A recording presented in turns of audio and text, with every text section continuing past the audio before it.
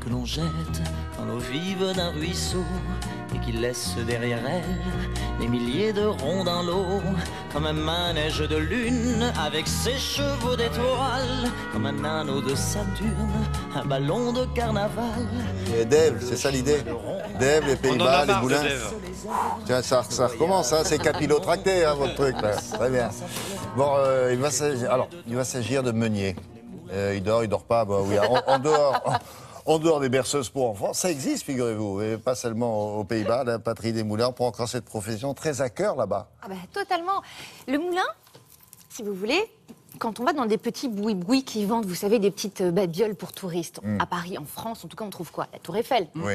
Voilà. Et bien, quand on part en Hollande, qu'est-ce qu'on trouve? Eh bien, on trouve des petits sabots et des moulins. Oui. Pourquoi? Parce que le moulin est non seulement un symbole national, mais toute l'histoire, finalement, de la Hollande est basée sur les moulins.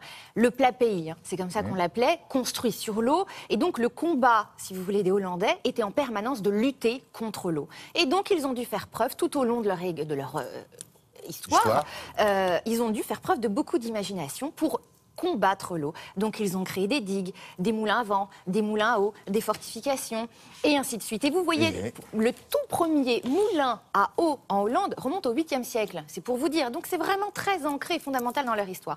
Alors maintenant, vous avez envie de vous dire, bon, bah, peut-être que ça c'était avant, mais plus maintenant. Eh bien non.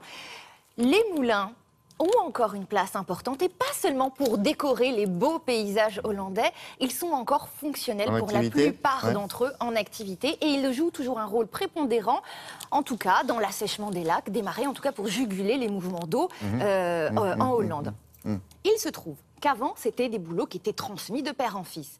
Aujourd'hui, en tout cas depuis 1972, il y a une école qui s'appelle l'école des guildes meuniers bénévoles. Elle existe depuis 1972. Elle est régie par les départements. Donc c'est pour vous dire la place et l'importance quand même de cette école. Et elle forme des guides meuniers bénévoles qui ont envie de participer au fonctionnement de ces moulins et donc du bon fonctionnement du pays. On a eu la chance inouïe de pouvoir participer, d'assister à un cours entre le professeur et ses élèves. Ce sont des petits cours avec très très peu d'élèves, et vous allez voir, c'est juste magnifique.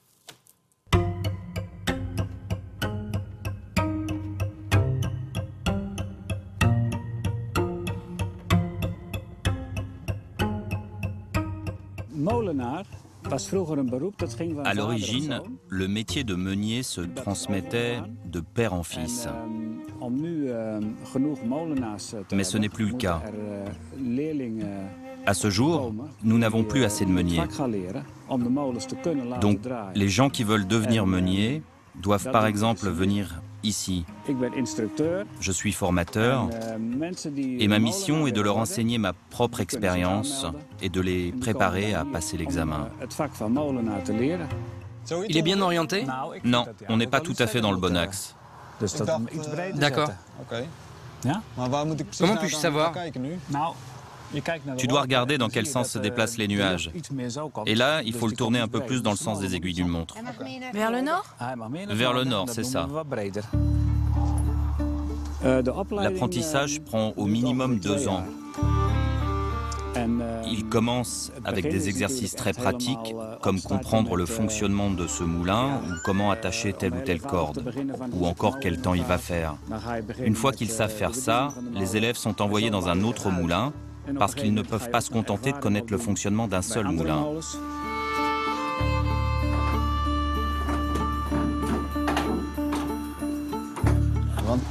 C'est très Sec.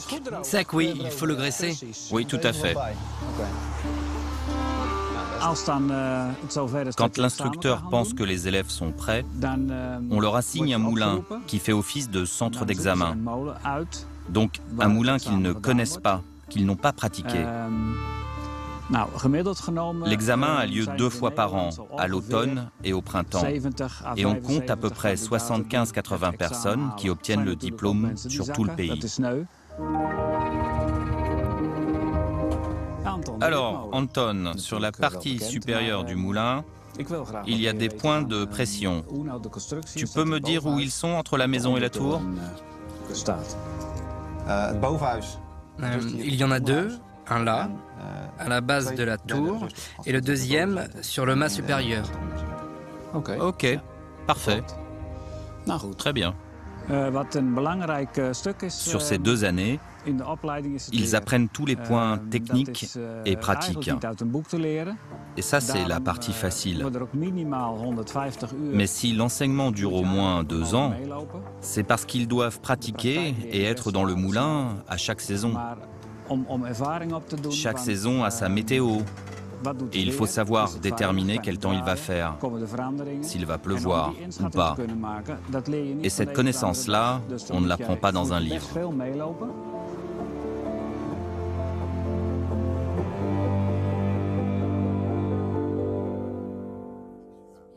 Ah, il est sublime, on dirait un faux tellement il peut. Et c'est là qu'on On dirait était, une voilà. maquette.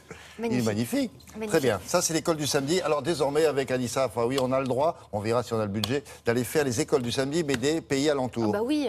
Parce que vous avez épuisé la France. Bah, j'avoue qu'elle est bien entamée. D'accord. Alors, Pays-Bas, qu'est-ce qu'il y a Luxembourg, vous descendrez, la Suisse, voilà, l'Italie. Espagne, Portugal, l'Italie. Bon, voilà, hein, l'Europe proche, on va dire, d'accord.